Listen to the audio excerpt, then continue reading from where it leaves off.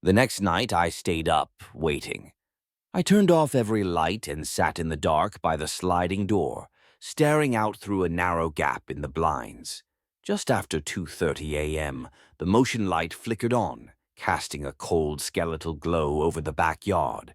My pulse rattled in my ears. I saw nothing for a long moment, just the pale halo illuminating empty gravel, until a shadow moved, slow and deliberate. It wasn't an animal, it was a man. Tall, wide-shouldered, walking with unnatural stiffness like he was being controlled. I could make out his silhouette now, and I realized it was the neighbor, the one who always stood outside. Except his eyes, they glowed faintly in the light, a sickly amber color, unblinking. I dropped the blinds and stumbled backward, shaking. I called the police short of breath, trying to explain something I barely understood. They showed up 20 minutes later, looked around my backyard, and found nothing. No footprints, no marks on the fence. Nothing. Worse, they seemed annoyed, like I was wasting their time. One of them asked if I'd been sleeping or maybe dreaming a little too hard. I felt like I was losing my mind. But every night after that, like clockwork, the noises returned. Scraping, creaking, footsteps. Always around 2:37 a.m. I started leaving all the lights on in the house, but it made no difference. He came anyway. One night, desperate, I confronted the neighbor during daylight. He was out front, watering a dead patch of grass, the hose spraying idly while he stared into the distance. I approached, heart pounding. I called out to him. No response. Only when I got close enough to smell him, this overwhelming stench of rot and earth, did he finally turn his head.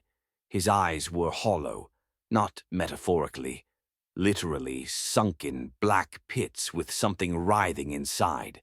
I stumbled back, gasping. But when I blinked again, he looked normal. Tired, perhaps, but otherwise completely human.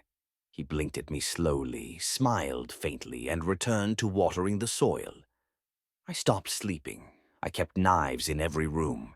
I set up cameras inside and outside the house, but every morning the footage was just static between 2:30 and 3 o'clock a.m. I tried showing it to people, but no one believed me. My boss thought I was spiraling from stress and forced me to take unpaid leave. I couldn't keep living like this. Then one morning I noticed something new. On my kitchen table in the exact center was a single object, an antique brass key. I never put it there. I hadn't even used my front door in days. It was cold to the touch, heavier than it should have been. When I picked it up, I felt something slide behind my eyes, like an invisible wet string pushing through my skull. That night, I dreamed for the first time in weeks. But it wasn't like a normal dream. I was in a narrow hallway of black, shivering walls, walking without moving my legs. At the end stood a door, charred, oozing sap-like streaks down its frame. Something was on the other side, breathing. Its breath came through the cracks like steam. The brass key was in my hand. I didn't want to open it. I tried to wake up, but my body pushed the key into the lock, and the door creaked open into a pulsing dark. I saw a face then. The neighbor's face, but elongated, twisted. A jaw that unhinged like a serpent's, revealing rows of human teeth stretching backward into infinite depth. I woke screaming, drenched in sweat. But that wasn't the worst part. That morning, the door in the dream, the one I had opened, it now stood in the middle of my living room, solid and real. No hinges on the wall, no frame, just a freestanding ancient door, tall as the ceiling, pulsing faintly. The air around it felt wrong, thick and sour and cold.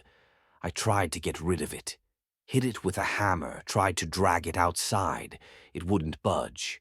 When I looked closely at the grain of the wood, I saw faces writhing beneath it, hundreds of tiny mouths whispering in sync.